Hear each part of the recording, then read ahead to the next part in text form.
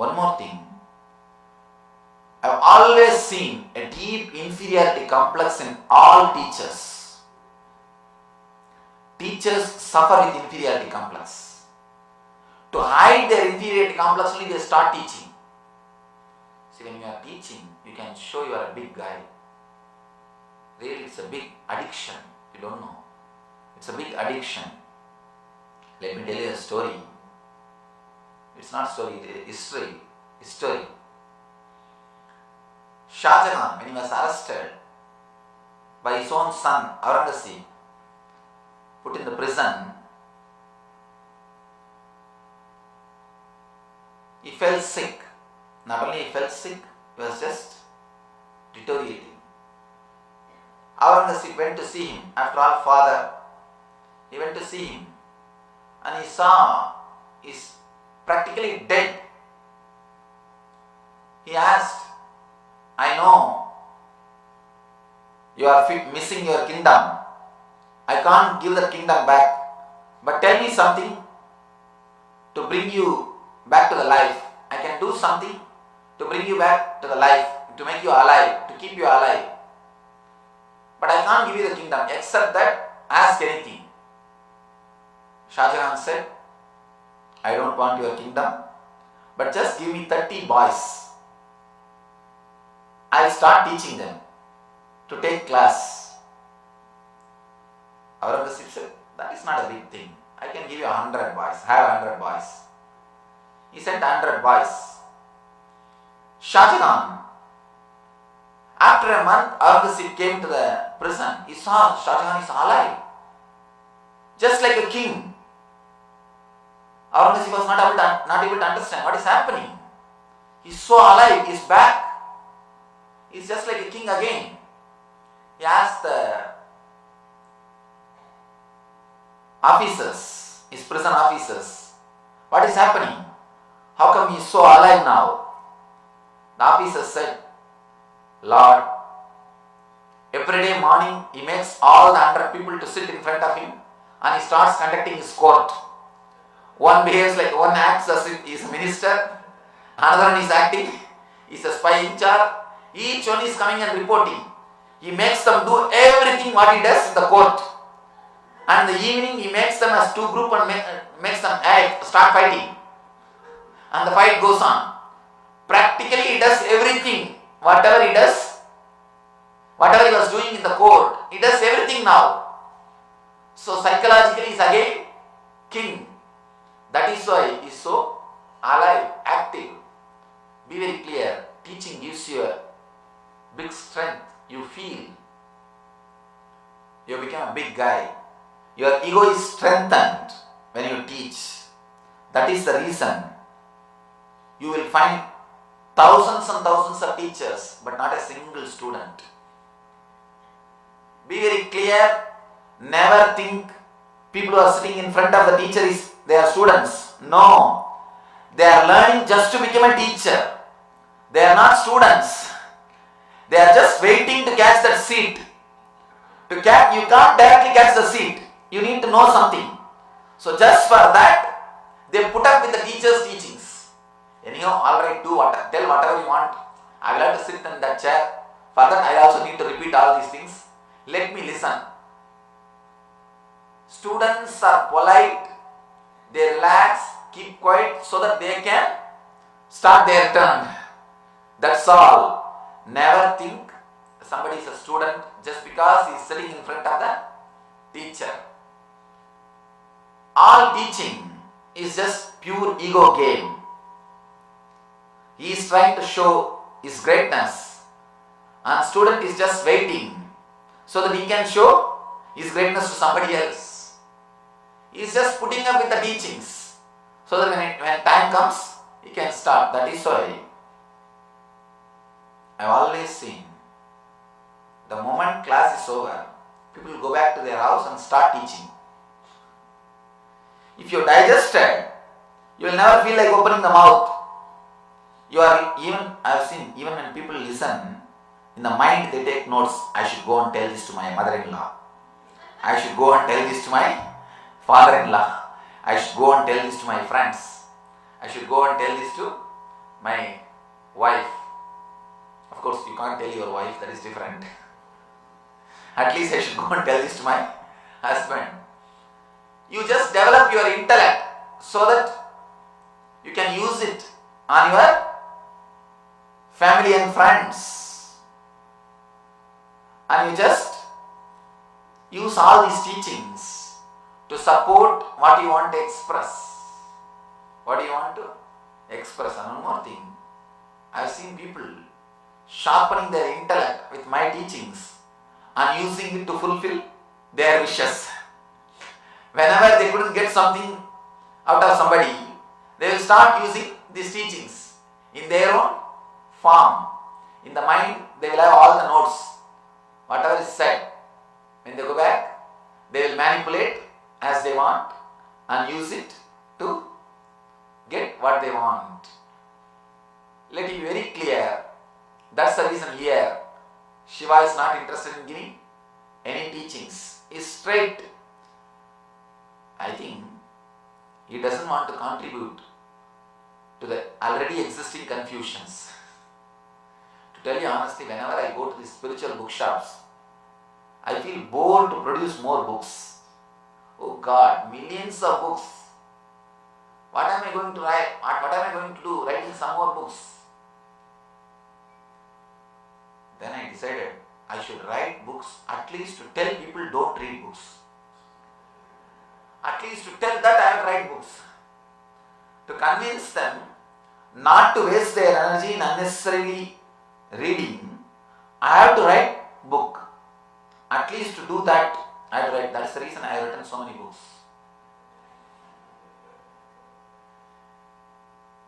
Actually, Raman Maharshi says beautifully, whenever you can be in the state of Atman, that enlightenment, be in that same ecstasy and bliss, whenever you can't read the books which again and again tells you don't read, go into the experience, which encourages you to go into the experience, means books written by great enlightened masters.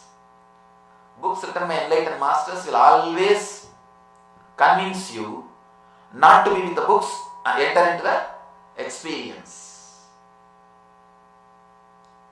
I can say rishis are the only courageous people who said Vedas are not ultimate authority. Our books are not ultimate authority. They are just guides for you to experience. Rishis are the most courageous people, let me be very honest. They are the most courageous people to declare the books are not ultimate, our words are not ultimate authority. It is just help to reach the experience. And one more beautiful thing, Rishis are the only people who kept the possibility of updating open and available for the next generation. You can update our scriptures. There are smritis. Continuously you can update. Updating is possible. If you read the Gita, Krishna is so beautiful. He says, whenever dharma declines, yata yata hi dharmasya klanir bhavati bharata abhyuddhanam dharmasya tadatmanam srajamyaham. He keeps the possibility open. He says, again and again I come down, means he is keeping the space for next generation enlightened masters. He keeps the whole thing open. The next generation, next master can come up and say, yes, now I have experienced Krishna consciousness. Now I am speaking from the same truth, same experience. Come up, let's update. Let's grow. The possibility for growth, the possibility for the next generation is kept open with the rishis. They never say, they never claim we are the ultimate authority. Even softwares can be updated. Be very clear. Anything which can't be updated will be outdated. Either update or get outdated. If some scripture can't be updated, means it has to be outdated. It has to be outdated. Anything which can be updated, Only that can keep the life. The important change which came after the IT revolution, the recent days, two important changes. Knowledge is free and possibility of updating. These two, 5,000 years ago our masters have thought about it. Still in India knowledge is free. Still in India knowledge is free. Even in our ashram we have programs. 1 year we give them complete free food and stay and clothes and books to study the spiritual philosophy. Anybody who wants to come and stay, they can come and stay and practice for 1 year. Full 1 year, we give complete free food, stay and syllabus, the atmosphere, the ambience, which is important thing, and teachers, provide teachers. In India we believe knowledge is free and possibility of updating. Rishis don't claim they are the ultimate. They don't claim they are the last. They are not killing. They are not stopping the growth or the expansion of spiritual intelligence. Ramana Maharshi says beautifully, read the books of enlightened masters who are constantly saying, drop books, go into experience. Try to be always in that ecstasy or bliss or the no mind space. When you can't, read the books which again and again inspires you to go into that state. Here, in this book, Shiva is not even convincing you. He is not even saying, go into experience. Straight away he gives the technology. Straight away he starts with the technology. Beautiful sutra, first sutra. Let's enter to the sutra. Urdve prano hyato jivo visargatma parochare utpatti vidayastane varanat paridastitihi. Shiva replied, O radiant one, is addressing Devi. Is addressing Devi. O radiant one, this experience may dawn between two breaths. After breath comes in, down, and just before turning up, out, the beneficence. If at all we have to choose among the meditation techniques, if somebody asks me, Swamiji, there are millions of meditation techniques. If somebody asks me, which one you will prescribe for anybody? If there is going to be tsunami and all books will be washed away, all books will disappear. Only one technique can be kept alive. If God gives me the choice, I will keep this technique alive. This technique is so beautiful. Except this technique, if the whole spiritual literature, if all the techniques are taken away from the planet Earth, even then planet Earth can survive. It can have spiritual growth and it can have enlightened masters with this single technique.